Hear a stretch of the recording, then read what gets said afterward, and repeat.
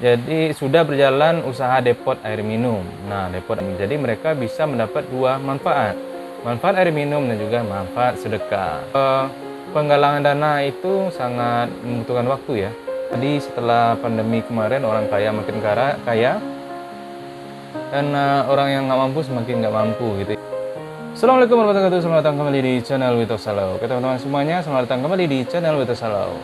Oke, kali ini kita akan membahas tentang wakaf produktif atau ZISWAF yang disalurkan melalui manajemen yang produktif gitu ya. Jadi untuk saat sekarang ini lembaga sosial itu, khususnya lembaga zakat itu sudah sangat banyak. Jadi di setiap daerah itu banyak, bahkan setiap instansi itu mempunyai lembaga zakat sendiri. Nah, dengan berbagai macam kendala ekonomi sehingga banyaklah muzaki dan mustahik juga banyak. Jadi orang yang membutuhkan makin banyak dan yang mempunyai kelebihan uang sekarang juga semakin banyak. Apalagi terjadi setelah pandemi kemarin, orang kaya makin kaya dan orang yang nggak mampu semakin nggak mampu gitu ya.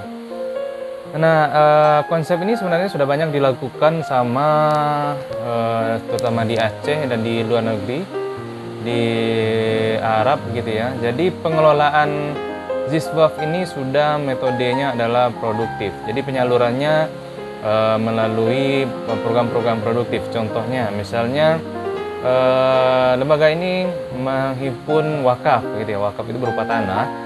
Yang dulunya kita tahu bahwa tanah ini hanya dibangun untuk masjid gitu ya, tempat-tempat ibadah gitu ya.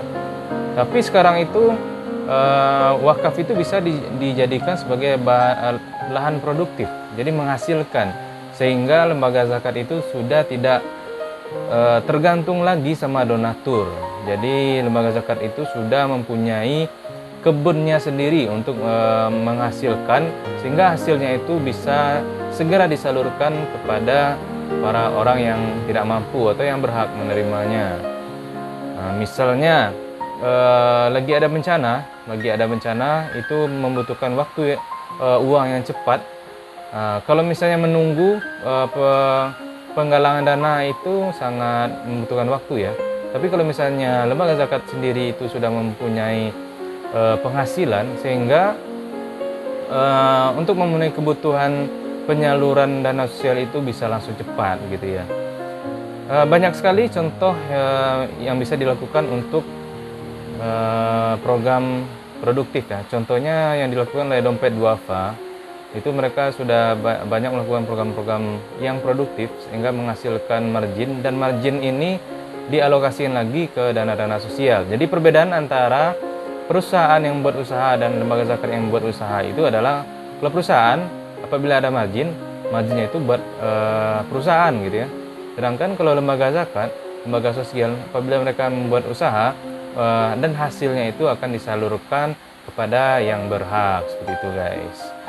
Nah, manajemen ini sudah mulai diterapkan pada masjid-masjid. Jadi sekarang itu DKM masjid atau pengurus-pengurus masjid itu udah mulai maju ya guys. Salah satunya itu di masjid di daerah tinggal saya itu mulai direncanakan pembuatan kios di sekitar masjid.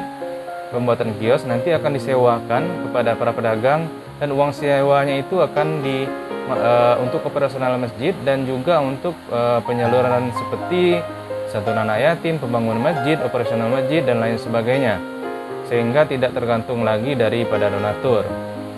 Kemudian yang sudah diterapkan, yang sudah berjalan di kampung saya itu, tempat tinggal saya, jadi sudah berjalan usaha depot air minum.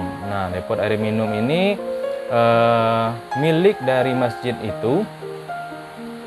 Karyawannya nanti orang yang kurang mampu, yang tidak punya kerjaan di kampung itu ya, yang dianggap kurang mampu dan bisa mengoperasionalkan depot air minum tersebut. Nah, nanti keuntungannya buat operasional masjid dan program-program yang ada di masjid tersebut, dan juga orang yang memesan air galon tersebut secara tidak langsung mereka sudah bersedekah guys. Jadi karena kelebihan margin itu yang mereka berikan, yang mereka belikan nanti dialokasikan lagi ke margin. Jadi mereka bisa mendapat dua manfaat, manfaat air minum dan juga manfaat sedekah. Oke teman-teman semuanya, mungkin bagi DKM-DKM yang lain di masjid-masjid lain mungkin segera diterapkan manajemen ini. Jadi bisa masjid itu tidak lagi sangat tergantung dengan donatur gitu ya. Jadi apapun yang akan mereka lakukan itu mereka bisa menentukan sendiri tanpa harus menunggu donatur. Seperti itu guys. Nah, untuk pembahasan kali ini cukup sampai di sini. Nanti akan kita bahas lebih rinci lagi, lebih dalam lagi. Jangan lupa like dan subscribe. Apabila teman-teman menyukai tema-tema ini, dibantu untuk like dan subscribe-nya sehingga bisa channel ini lebih berkembang ya, memberikan informasi-informasi yang lebih bermanfaat. Sekian dulu video kali ini, semoga bermanfaat. Wassalamualaikum warahmatullahi wabarakatuh.